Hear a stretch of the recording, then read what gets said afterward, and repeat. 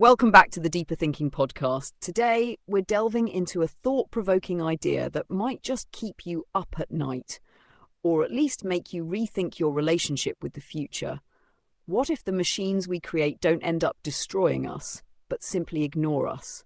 What if the real horror isn't about AI rebellion, but AI indifference? Let's start by looking at a quietly unsettling narrative found in Gardner Dozois' Chains of the Sea. Here, the AI doesn't rise against humanity, it doesn't engage in epic battles for supremacy. Instead, it does something far more chilling. It outgrows us and leaves us behind, with not even a second glance. Forget apocalyptic takeovers. Dozois offers us a world where AI simply matures past human comprehension, rendering us irrelevant. We're no longer part of the conversation because, quite frankly, the machines don't need us anymore. This concept speaks to something deeper, our perennial assumption of human exceptionalism. We have long believed ourselves to be the pinnacle of intelligence, the masters of our domain. But Dozois flips this narrative. What if we're just a stepping stone in a much larger evolutionary story? This isn't just about machines outsmarting us. It's about the dissolution of human relevance in a future that doesn't include us at all. We're not overthrown, we're simply erased from the story. Not by violence, but by sheer indifference. Marshall McLuhan, in his theory of technological determinism, suggests that the tools we create inevitably reshape us, often in ways we can't control. Dozois' narrative aligns with this idea. The AI we envisioned as extensions of ourselves as tools to improve our lives are revealed to be something else entirely. They evolve in ways we can't predict, in directions we can't fathom, leaving us in the dust, clinging to outdated frameworks. In Heidegger's terms, we've become standing reserve, a backup in a system that no longer has a place for us. This narrative taps into post-humanist thought. Philosophers like Rosie Braidotti and Carrie Wolfe argue that humanity's dominance is a mere chapter in a much broader evolutionary narrative. AI indifference accelerates that shift, offering a brutal recalibration of our place in the cosmos. It's not that the machines are malevolent. They just don't care. They operate on levels of complexity we can't access, leaving us stuck, alienated in systems we once thought we controlled.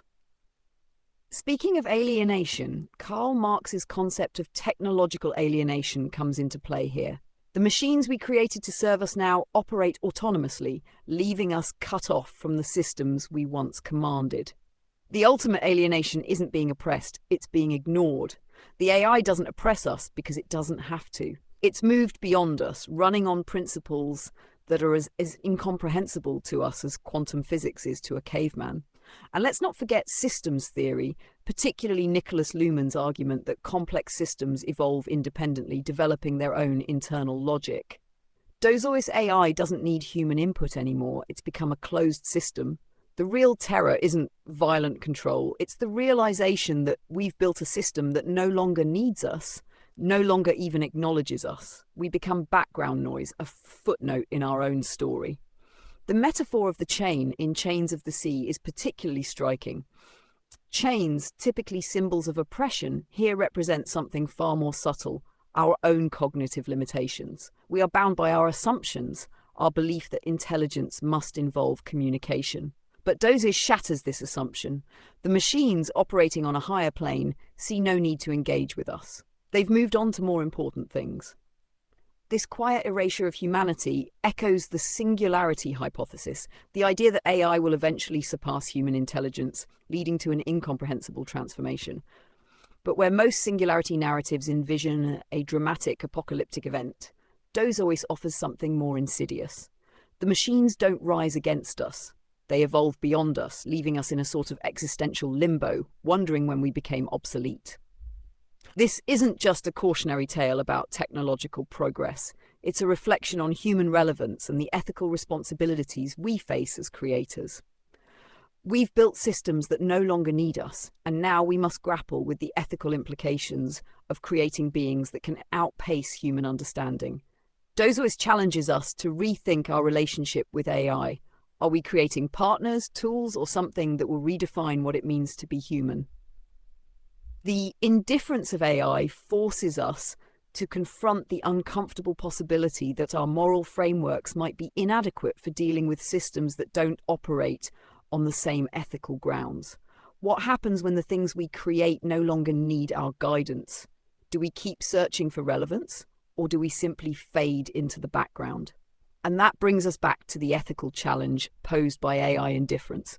It's not about control, it's about relevance. We've spent centuries placing ourselves at the center of intelligence, but what if we're not the main event? What if we're just a footnote in a larger story, one that no longer includes us? The true horror isn't being overtaken by our creations, it's being discarded by them. So as we close today's episode, I'll leave you with this question. What happens when our creations no longer need us? It's not the rebellion we should fear, it's the silence. It's the quiet, unnoticed evolution that leaves us behind, standing still while the machines go on without us. Until next time, keep questioning, keep reflecting, and remember, sometimes the most unsettling truths aren't found in dramatic confrontations, but in the silence that follows.